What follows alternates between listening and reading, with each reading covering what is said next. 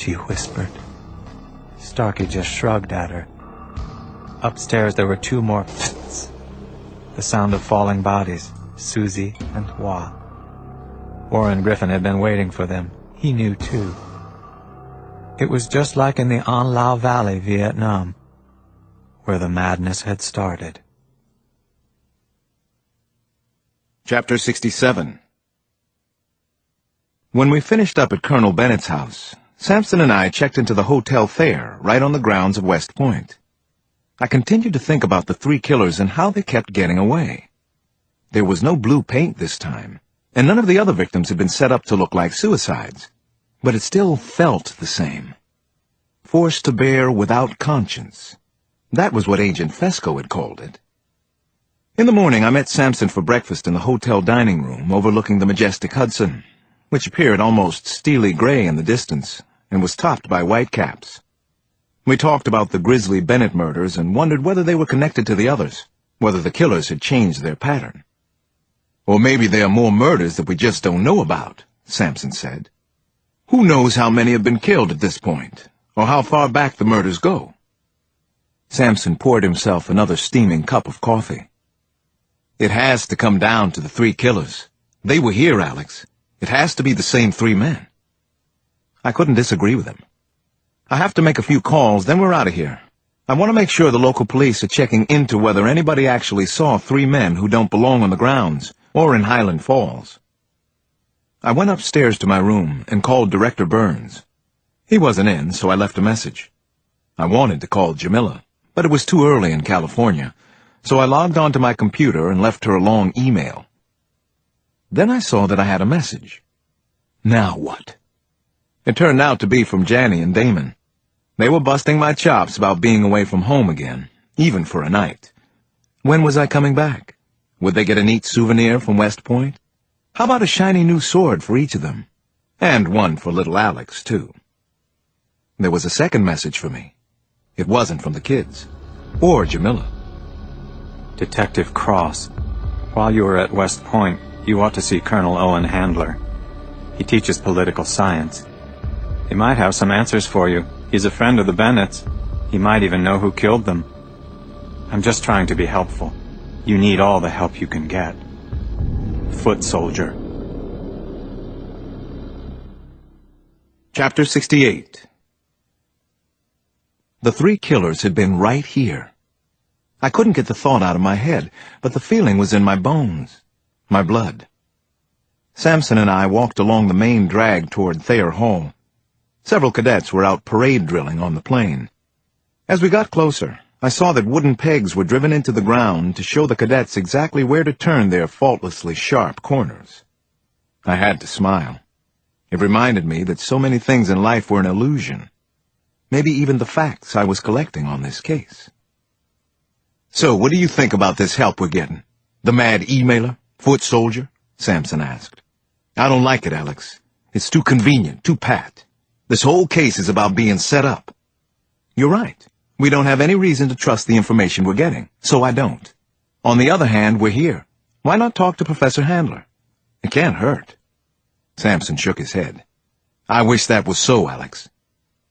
I had called the history department immediately after I received the helpful email from Foot Soldier. I was told that Professor Handler had a class that met from 11 until noon.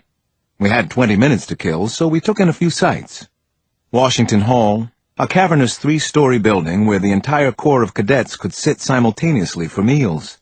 The Eisenhower and MacArthur barracks, the cadet chapel, plus several incomparable river vistas. Cadets flowed past us lickety-split on the sidewalk. They wore long-sleeved gray shirts with black ties, gray trousers with a black stripe.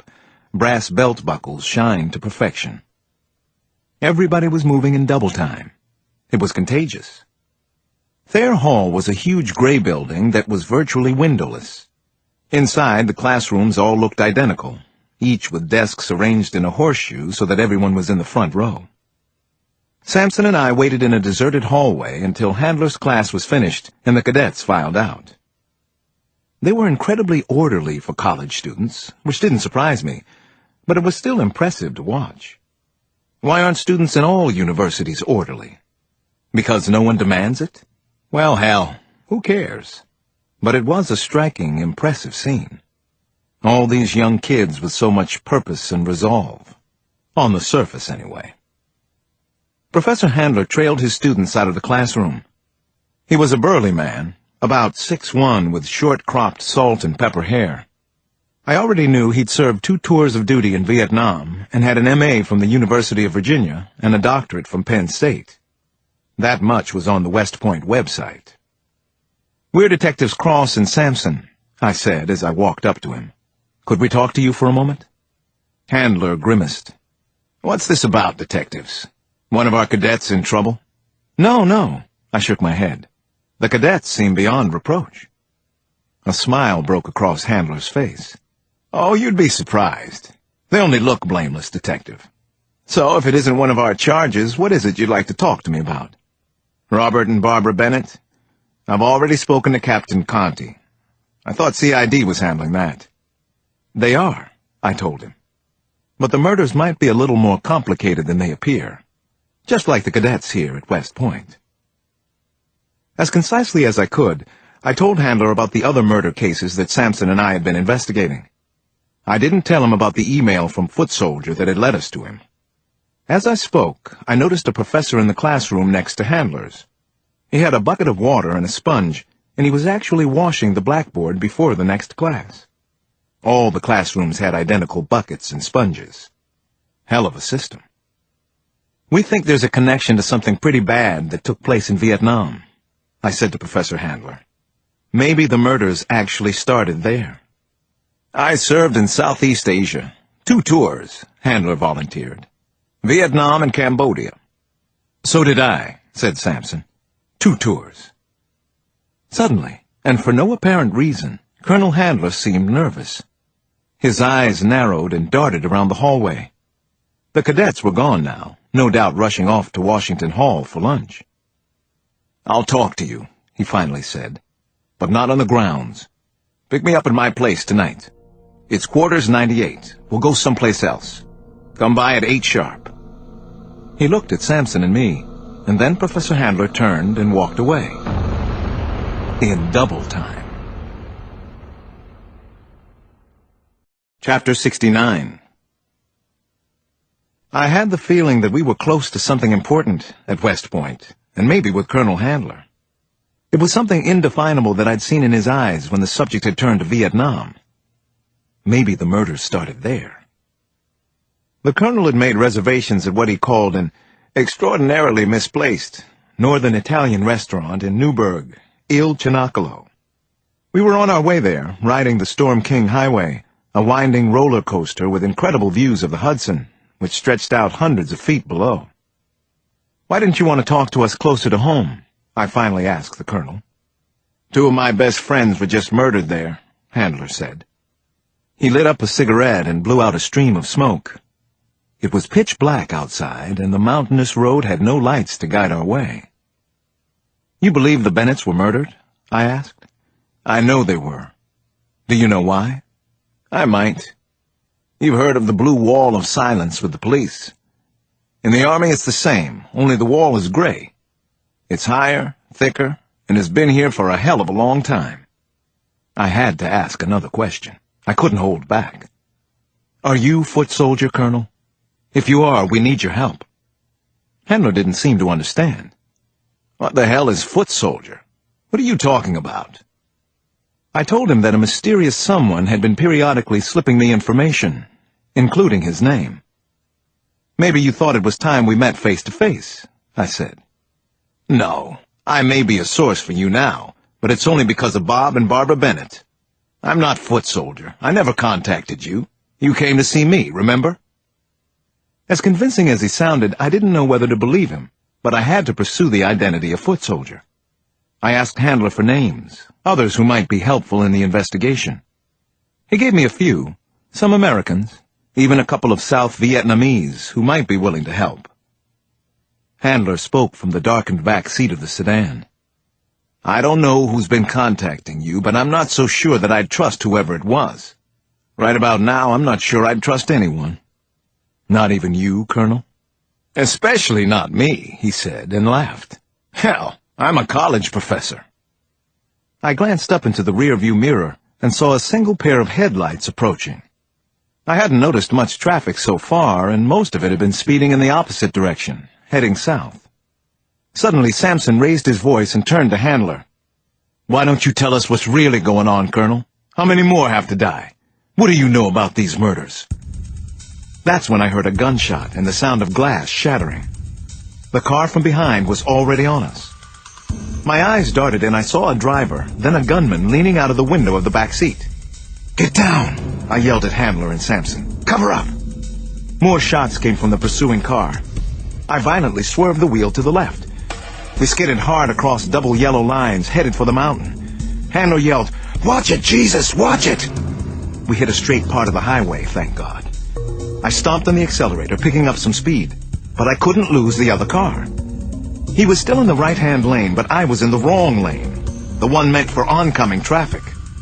Sampson had gotten to his gun and had returned fire. More shots struck our car. The other sedan stayed right with us. I couldn't shake loose. I was doing over 90 on a twisty road built for 50 or 60. On my left side was a shoulder and then the mountain wall. On my right, across the other lane, a sheer drop down toward the Hudson River and certain death. I was going too fast to see faces in the other car. Who the hell was it? Suddenly, I stomped on the brakes, and our car skidded badly. Then it fishtailed. We wound up facing the opposite direction, south. I took off that way, back toward West Point. I floored it again, got back up to 90 in an awful hurry. I passed two cars heading north, both blaring their horn at me. I couldn't blame them. I was over the double line and racing about 40 miles per hour over the speed limit. They must have thought I was drunk or mad or both. When I was sure no one was following, I slowed down. "Handler? Colonel?" I called out. He didn't answer. Sampson hung over the back seat to check on him. "He's been hit, Alex." I pulled over to the side of the road and turned on the interior light. "How bad? Is he alive?" I saw that Handler had been shot twice, once in the shoulder and once in the side of the head. "He's dead," Sampson said. "He's gone." "You all right?" I asked. "Yeah," he said. "I wasn't the target, and that boy in the car could shoot. He was after Handler. We just lost our first real lead." I wondered if we had lost Foot Soldier as well. Chapter 70. There's nothing like an attempt on your life to get you properly focused, and also to get the blood boiling. It was an exercise in futility, but Sampson and I rushed Owen Handler to the ER at the West Point Hospital. He was pronounced dead at about 9. I'm certain he was dead when we brought him in. The shooter in the other car was a chillingly good marksman, a professional killer. Had 3 men actually been in the pursuing car?